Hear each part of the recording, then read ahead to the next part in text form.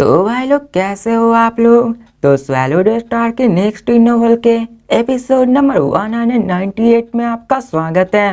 तो चलिए शुरू करते हैं, लेकिन इससे पहले अगर आपने मेरे चैनल को सब्सक्राइब नहीं किया तो सब्सक्राइब करके बेल आइकन दबाना ना भूलें। तो जैसा कि हमने पिछले एपिसोड में देखा कि लू फेंग की फाइट लू फेंग से ही होने वाली है। हाँ, लू फेंग के ही जैसे हैं। तो अब फिर वहां से उसी में से आवाज आती है कि तुम्हें इसको हराना है और फिर तुम सेकेंड लेवल में आ जाओगे। या फिर लू फेंग भी उसी तरह के सिमिलर डार्क क्लाउड शटर और नॉन एमिट्स को यूज कर रहा था। और अभी की मर्तबा हमें लू फेंग को दिखाया जाता है जो कि अपने 6 squad shaped absolute war cell को लेकर उसकी तरफ बढ़ जाता है और वो टोटल 54 बीम्स ऑफ लाइट में बन के उसकी तरफ बढ़ने लगता है। और अब फिर हमें 9 बीम स्विफ्टली को दिखाया जाता है जो कि अपने पास एक गोल्डन ब्लेड्स लिए हुए होता है। और अभी की मर्तबा लू फेंग नॉन आर्मेट्स के second level sky Pearson formation को यूज कर रहा था जिसके कि एक 1 ट्रू ब्लेड बना सकता था। और अभी लू फेंग प्रोड्यूस कर लेता है 6। और अब फिर हमें यह दिखाया जाता है कि लू फेंग ने स्टार लेवल 9 से यूनिवर्सल लेवल 1 में ब्रेक थ्रू कर लिया था, क्योंकि इन 3 सालों के ट्रैवल करने के दौरान यूनिवर्स में ही लू फेंग की स्ट्रेंथ बहुत ज्यादा शॉकिंगली बढ़ चुकी थी। और अब फिर हमें उस मिस्टीरियस मैन को दिखाया जाता है जो कहता है कि मरो। और अब फिर हमें उसी को दिखाया जाता है जो डार्क क्लाउड शटल पे खड़ा होकर लू फेंग की तरफ बढ़ जाता है। और अभी के मर्तबा लू फेंग 6 ब्लेड्स को यूज कर रहा था, वहीं पे ये मिस्टीरियस बंदा 3 रियल गोल्डन ब्लेड्स को यूज कर रहा था।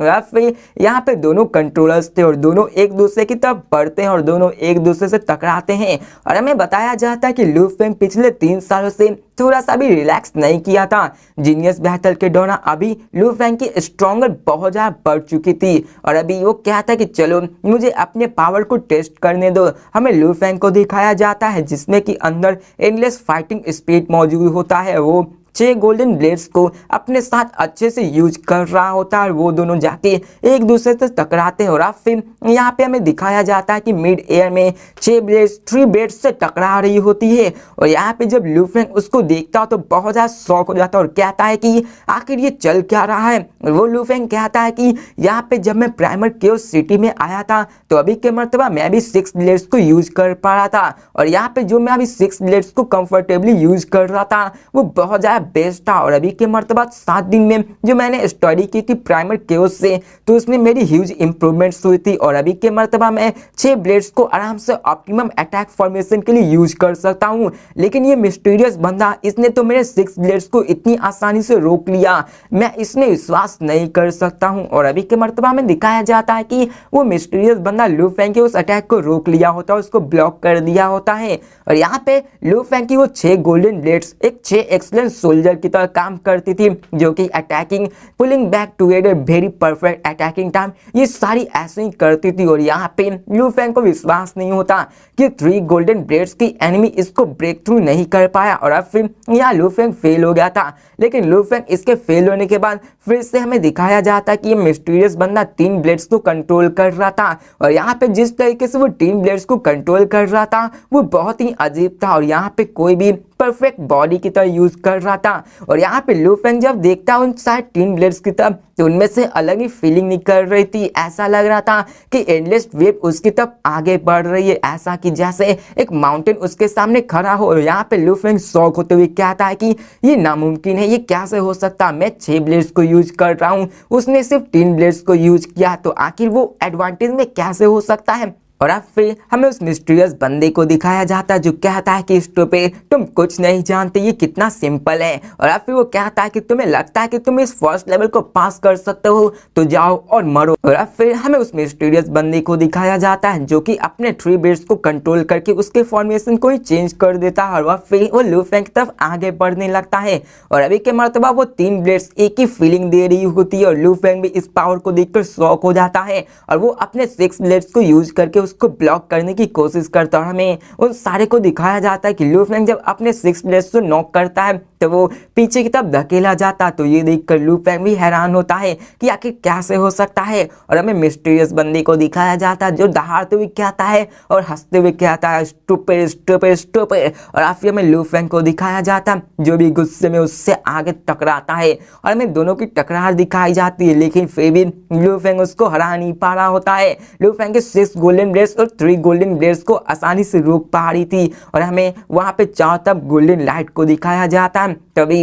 लू फेंग अपने चारों तरफ से रिपल महसूस कर उसके चारों तरफ 9 ब्लेड्स आने लग और उसके बाद 9 ब्लेड्स मिलकर एक बड़ी सी फॉर्मेशन बनाने लगती है और हमें लू फेंग को दिखाया जाता है जहाँ पे वो गोल्डन एनर्जी पूरे ब्लेड से फ्लो आउट कर रही थी और यहाँ पे लू फेंग के सेंटर से 300 मीटर चारों तरफ वहाँ पे ग्लेडिंग गोल्डन एनर्जी फॉर्म होने लगती है और काउंटलेस अमाउंट ऑफ एनर्जी वहाँ पे बॉल ऑफ स्पेस में करने लगती है। और अब फिर हमें दिखाया जाता है कि लू फेंग नॉन-सन आर्मर्स के 3rd level heavenly blade formation को यूज करना शुरू कर देता है। इसी कारण इसमें से इतने ज्यादा गोल्डन मिस्टीरियस पावर निकलने लगती है और यहाँ पे नॉन-सन आर्मर्स की 3rd लेवल जिसको हेवनली ब्लेड फॉर्मेशन कहा जाता है उसका दूसरा नाम ब्लेड डोमेन भी कहा जाता है। और अब फिर हमें यह बताया जाता है कि नॉन-सन लेवल के 9 लेवल्स होते हैं जिनमें कि 2nd level sky piercing formation होता है जो कि 9 गोल्डन इल्यूजनी ब्लेड से मिलकर एक 1 ट्रू ब्लेड बनाता है। वहीं पे 3rd लेवल इसको बनाने के लिए साइमल्टेनियसली 9 ट्रू ब्लेड्स को यूज करना पड़ता है जो कि इक्विवेलेंट होता है 81 गोल्डन लिटिल ब्लेड से, जो कि एक ही फॉर्म करके ये बहुत ज्यादा स्ट्रॉन्ग बनाता है। और बात करें इसकी डिफिकल्टी लेवल की तो ये 2nd लेवल से 3rd लेवल में जाने के लिए बहुत 100 टाइम्स जितना डिफिकल्टी होता है, लेकिन अभी के मर्तबा लू फेंग ने इस पास्ट 3 इयर्स में अपने स्पेस एनर्जी को यूनिवर्सल लेवल 1 में ले गया जिसके कारण लू फेंग इसको यूज कर पाता और अब फिर हमें दिखाया जाता कि वो 3 बीम से गोल्डन रैंड में फिर से उससे टकराने लगती है और अभी के मर्तबा उसकी स्पीड थोड़ी स्लो हो जाती है क्योंकि लू फेंग ने 3rd स्किल को यूज करना शुरू कर दिया होता और लू फेंग अपने डार्क क्लाउड शटल पे खड़ा होकर उस मिस्टीरियस बंदे की तरफ बढ़ता है और कहता है कि मैं एडमिट करता हूँ कि तुम बहुत स्ट्रांग हो लेकिन तुम एब्सोल्यूट स्ट्रेंथ के सामने फिर भी तुम हारोगे। और फिर हमें लू फेंग को दिखाया जाता है जो अपने शॉर्ट डोमेन को लिए होता है और वो उसकी तरफ आगे बढ़ता है और हमें उस मिस्टीरियस बंदे को दिखाया जाता है जो भी आगे बढ़ के उस पर अटैक करता है और कहता है ब्रेक। और यहाँ पे हमें 3 ब्लेड्स को दिखाया जाता है जिसमें से काउंटलेस थ्रेड निकलने लगती है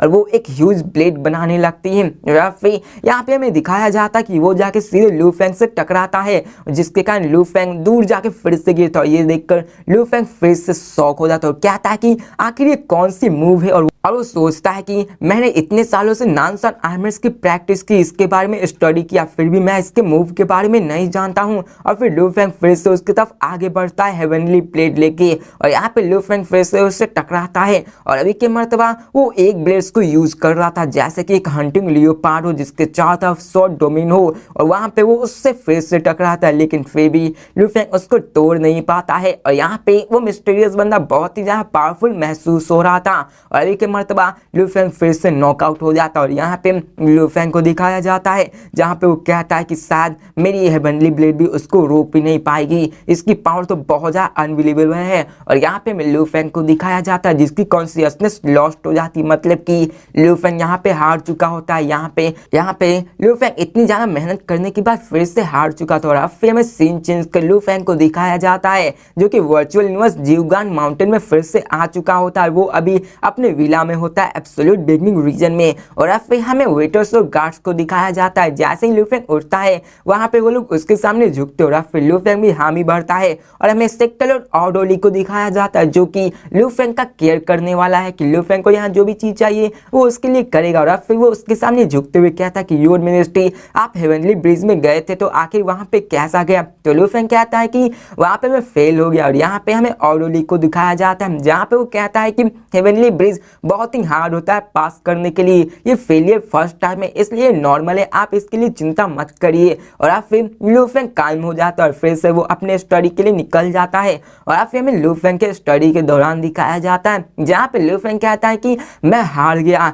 आखिर मैं हार कैसे सकता हूँ। और अभी के मर्तबा वो कहता है कि उसने जो नॉन-सन आर्मर्स की 3 गोल्डन ब्लेड्स को यूज किया था उसने मेरे हेवनली ब्लेड फॉर्मेशन को भी ब्रेक थ्रू कर दिया और जिस तरीके से वो यूज कर रहा था नॉन-सन आर्मर्स को वो बहुत ही अलग मिस्टीरियस पावर से यूज कर रहा था। लू फेंग कहता है फाउंडेशन, मुझे हमेशा से पता था कि फाउंडेशन इंपॉर्टेंट होता है। मैंने अपने 9 गोल्डन ब्लेड्स को हेवनली ब्लेड फॉर्मेशन में यूज किया, लेकिन उसने तो 3 ब्लेड से ही जीत गया। और यहाँ पे लू फेंग कहता है कि मुझे फाउंडेशन की ही जरूरत। और यहाँ पे बताता है इसको बाकी सारी चीजें बताती है कि फाउंडेशन कितनी ज्यादा स्ट्रॉन्ग होती है। यहाँ पे बहुत ही लंबा चौड़ा भाषण है, इसको मैं कट कर रहा हूँ, सिंपली मैं आपको समझाता हूँ कि यहाँ पे बताता है उसको समझाती है कि तुम्हें ब्लेड्स पे ध्यान नहीं देना है, कि अपने फाउंडेशन पे ध्यान देना है। यहाँ पे तुम्हारे हेवनली ब्लेड की फॉर्मेशन या 3rd और 2nd लेवल से कोई मतलब नहीं होता है। जितनी ज्यादा तुम्हारी स्ट्रॉन्ग फाउंडेशन होगी उतनी ज्यादा अच्छे से तुम ये कर सकते हो। रफी हमें सीन चेंज कर लू फेंग को दिखाया जाता है, जहाँ पे उसने अपने फ्रेश से 7 डे स्टडी को माइंड में लाया होता है। और अभी के मर्तबा उसने 3 साल के स्टडी और एक्सपीरियंस को नॉन-सन आर्मर्स में फ्यूज किया होता है। और अभी लू फेंग के पास आइडिया की कमी थी। रफी लू फेंग उसी फर्स्ट पिक्चर 9 यूनिवर्स टैबलेट को देखता है, जहाँ पे रेन ड्रॉप पिक्चर होती है और उसमें 9 ड्रॉप्स होती है। और फिर यहाँ पे ये सब सोचकर लू फेंग एक्साइटेड हो जाता है, क्योंकि लू फेंग को पता चल जाता है कि उन्हीं ड्रॉप से लू फेंग को उन सारी चीजों के बारे में पता चलेगा।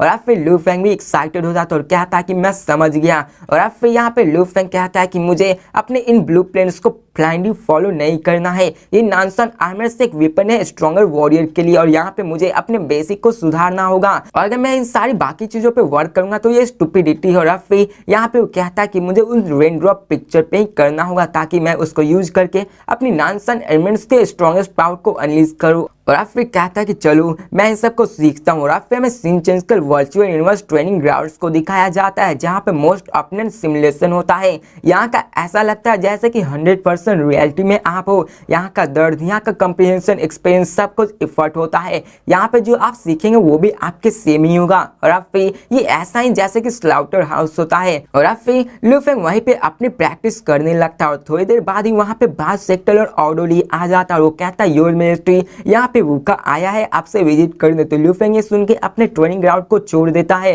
और अभी के मर्तबा वो 10 किलोमीटर दूर जाके अपने विला में आ जाता है। और अभी लू फेंग वहाँ पे कहता है कि क्या कुछ हुआ है। तो यहाँ पे हमें फिर से उस सिल्वर हेड यूथ को दिखाया जाता है, जहाँ पे वो कोई और नहीं वूका होता है। वो कहता है कि यहाँ पे ये रोंगजुन के बारे में है, और वो कहता है कि तुम शायद इस कल के बारे में नहीं जानते हो। हम लोग कल हेवनली ब्रिज में गए थे अपने टेस्ट को यूज करने के लिए, और हमारे बैच में 30 बच्चे थे ह्यूज एक्स ब्रिज में। अब जैसा कि हमने लू फेंग में देखा 9 हेवनली गोड्स में उसने 12 बनने थे, वैसे ही इसने भी 30 बनने थे। और अब फिर यहाँ पे वो कहता है कि उनमें मैं भी था, और यहाँ पे सबने टेस्ट दिया लेकिन सबने उसमें फेल हो गया, सिर्फ उसमें रोंगजुन ही पास हो पाया। और यहाँ पे 1000 बैच में सिर्फ बोलान और रोंगजुन ऐसा है जो कि पास हो पाया। बोलान लेवल 2 को पास कर पाया है, वही रोंगजुन लेवल 1 को पास कर पाया। यहाँ तक कि बाकी जितने भी बंदे हैं उसने फर्स्ट लेवल को ही फेल कर दिया। अब ये सुनकर लू फेंग भी शॉक हो जाता है कि क्या रोंगजुन सक्सीड हो गया है। और यहाँ पे हमें पता चलता है कि जीनियस बैटल के दौरान लू फेंग और रोंगजुन दोनों क्लोज लेवल में ही थे, लेकिन अभी 3 साल के दरमियान उन सबकी तीनों बॉडीज ने शॉकिंगली रेट से ट्रेन किया था। यहाँ तक कि उसके पास थोड़ा सा भी टाइम नहीं था रिलैक्स करने। और लू फेंग ने बहुत ज्यादा हार्ड वर्क करके अपने आप को स्ट्रेंथ को बढ़ाया था। और यहाँ पे लू फेंग ने कंक्लूड भी कर लिया था कि अभी के मर्तबा लू फेंग 2nd रैंक पे आ सकता है। लेकिन अभी जो आउटकम हुआ हेवनली ब्रिज पे वो देखकर वो भी शॉक हो जाता है। और फिर यहाँ पे वूका फिर से कहता है कि इतना ही नहीं अभी और है। यहाँ पे लीडर जो है यानचन यूनिवर्स कंट्री के, उन्होंने अपने रोंगजुन को डिस्पल बना लिया है प्राइमरी क्योस सिटी में। तो ये सुनकर लू फेंग स्टन हो जाता है कि क्या यूनिवर्स कंट्री लीडर। अब यहाँ पे हमें बताया जाता है कि यूनिवर्स कंट्री लीडर एक डोमिनेटिंग करते हैं वास्ट यूनिवर्स कंट्री पे। यहाँ तक कि पूरे वास्ट यूनिवर्स कंट्री में यहाँ पे कई सारे गवर्निंग लेवल्स होते, और जो भी यूनिवर्सल कंट्री लीडर होते हैं उसके अंदर बहुत सारे अंडरग्राउंड में काम करते हैं। और यहाँ पे लू फेंग को विश्वास नहीं होता कि आखिर कैसे हो सकता है। यहाँ तक कि बोलान जिसने भी फाइट करके 1 से 2nd लेवल को भी ब्रेक थ्रू कर दिया, लेकिन फिर भी उसने किसी भी यूनिवर्स कंट्री लीडर को अपने आप तक अट्रैक्ट नहीं किया, और किसी भी यूनिवर्स कंट्री लीडर ने उसे अपना डिस्पल नहीं माना।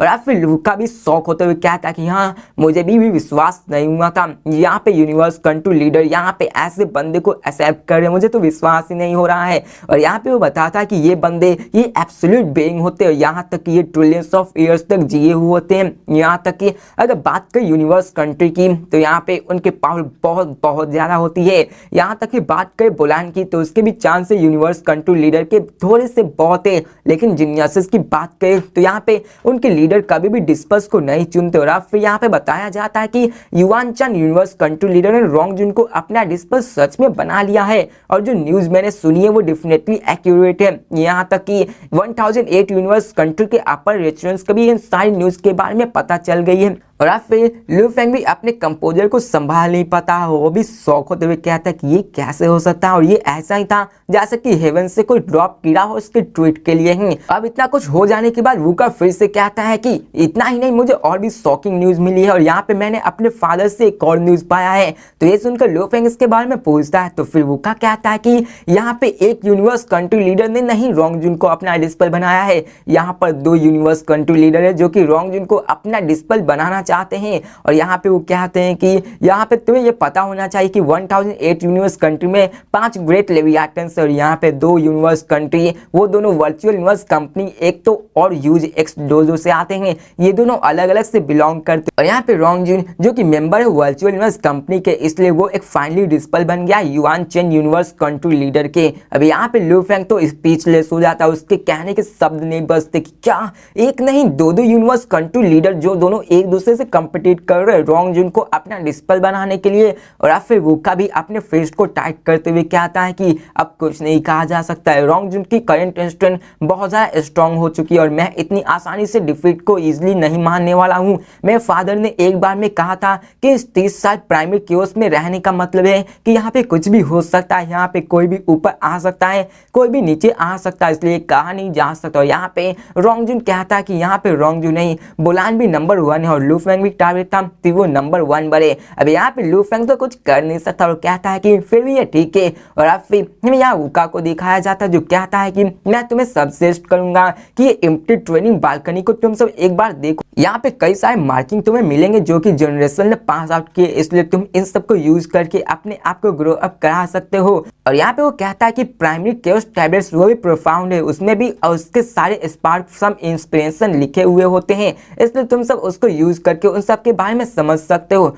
और अब फिर ये सब जानकर लू फेंग उस सबको थैंक बोलते हैं और ऐसे ही करके बहुत ही लंबी बातें होती हैं, इसको भी मैं स्किप करता हूँ जहाँ पे ये ज्यादा इंपॉर्टेंट नहीं थी। और अब फिर हमें लू फेंग को दिखाया जाता है जहाँ पे वो कहता है कि मुझे अभी नीचे नहीं होना है। और अब फिर हमें सीन चेंज कर वर्चुअल यूनिवर्स लाइटनिंग आइलैंड को दिखाया जाता है जहाँ की उस आइलैंड पे कई सारे अनडाइंग बैंक मौजूद होते हैं और वहाँ पे ट्रू एलाइट सी रहते हैं। और अब फिर हमें उसी इनक्रेडिबल वास्ट आइलैंड को दिखाया जाता है जहाँ पे क्लाउड एक दूसरे से लड़ रहे होते हैं, वहाँ पे लाइटनिंग स्नेक्स चारों तरफ फैली हुई होती है हर एक आइलैंड के कॉर्नर में। और वहाँ पे वो माउंटेन कोई और नहीं यूजियांग माउंटेन होता है जो कि बहुत ही ऑर्डिनरी प्लैनेट से बहुत ज़्यादा बड़ा होता है।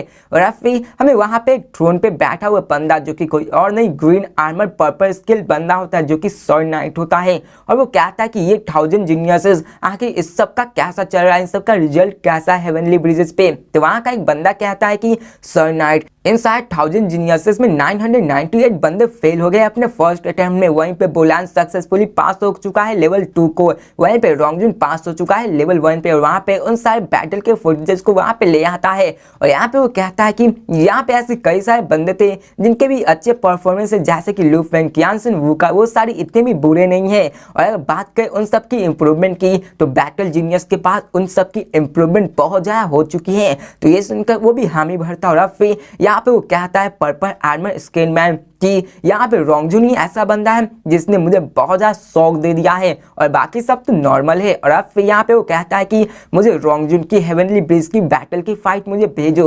और अब फिर वो एपमैन उसके सामने रिस्पेक्टफुली उसके सामने वो फुटेज भेज देता है। और अब फिर हमें स्क्रीन पे दिखाया जाता है जहाँ पे सेविज रोंगजुन की एक फाइट दिखाई जाती है जहाँ पे वो वाइल्ड वॉर गॉड की तरह दिख रहा था जो कि ब्रूटल और फियर्स था। वो अपने ब्लेड को ऐसे स्विंग कर रहा था जैसे कि परफेक्शन हो, उसकी हर एक अटैक मानो ऐसे कि वो जिस पे लगी वो उसको मार दे। और फिर हमें दिखाया जाता है कि उसने अपने ओपोनेंट को अपने उसी ब्लेड से उसको मार दिया होता है। और फिर ये देखकर वो उसको आदमी को कहता है कि तुम जा सकते हो। यहाँ पे वो एपमैन वहां से चला जाता है और फिर हमें उसी श्राइन में दिखाया जाता है जहाँ पे वो ग्रीन आर्मर पर्पल स्केलमैन उसी मैच को देख रहा होता है। वो कहता है कि ये बहुत अजीब है, ये रोंगजुन की टैलेंट बहुत ज्यादा शॉकिंग है लेकिन इसकी कॉम्प्रिहेंशन लेवल बहुत ज्यादा उतनी स्ट्रॉन्ग नहीं है, लेकिन फिर भी इसकी जो स्ट्रेंथ रिलीज हुई है वो इतनी ज्यादा टेरिफाइंग लेवल पे है। इसने इतने ही यंग एज में अपने खुद की टेक्निक को बनाया है, ये बहुत ज्यादा पावरफुल जीनियस है। और यहाँ पे उसे समझ नहीं आता कि यहाँ पे यांगचुन और गुलुन जो कि 2 यूनिवर्स कंट्री लीडर है आखिर वो इस बंदे के लिए कम्पिटिट क्यों कर रहे हैं।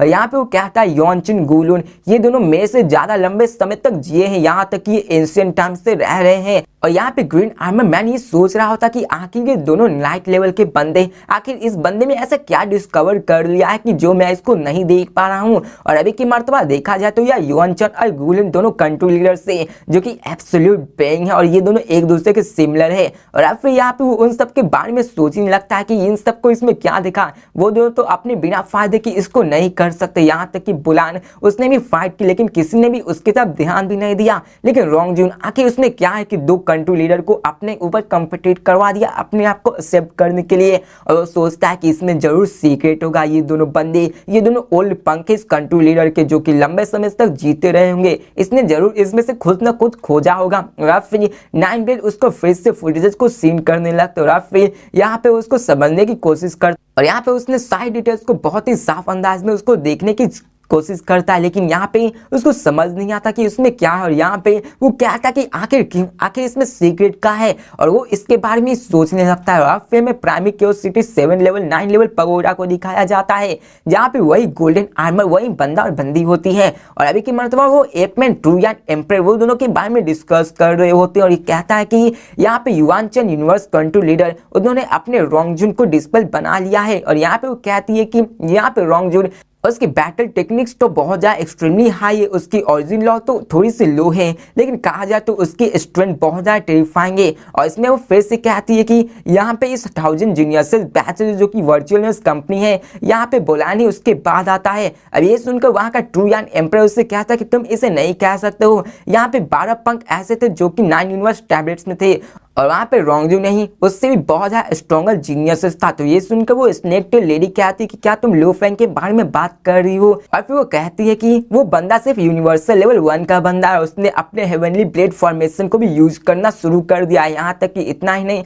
उसने इसके बेसिक फॉर्मेशन नानसा आर्मर्स को भी बहुत अच्छे से अडेप्ट कर लिया। उसकी ओरिजिन लॉ उसकी बहुत ज़्यादा सॉलिड और अगर उससे इंस्ट्रक्शन दिया जाए तो उसकी बैटल स्ट्रेंथ बहुत ज़्यादा बढ़ जाएगी। और अभी की मर्तबा देखा जाए तो Bolan first law of comprehension में, वहीं पे लू फैंग सेकंड में आता है origin of law of comprehension में। अब ये सुनकर वो एप मैन भी इसकी हामी भरता और कहता है कि ये लू फैंग ये इतना अच्छा है जो कि 9 यूनिवर्स सेट में बहुत अच्छा है, मुझे इसको थोड़ा हिंट देना चाहिए। तो ये सुनकर वो स्नेक लेडी कहती है कि क्या तुम करने वाले हो। तो ये सुनकर वो कहता है कि यहाँ पे रोंग जून ये यूनिवर्स कंट्री लीडर से आ चुका है, मैं सिर्फ उसको थोड़ा सा हिंट देने वाला हूँ क्योंकि उसको सिखाने वाला अभी कोई नहीं है। और अभी के मर्तबा प्राइमरी क्यूरियोसिटी में 9 यूनिवर्स सेट में मैं नंबर 1 माना जाता हूँ। यहाँ पे अगर मैंने उसको नहीं देखा तो आखिर कौन देखेगा।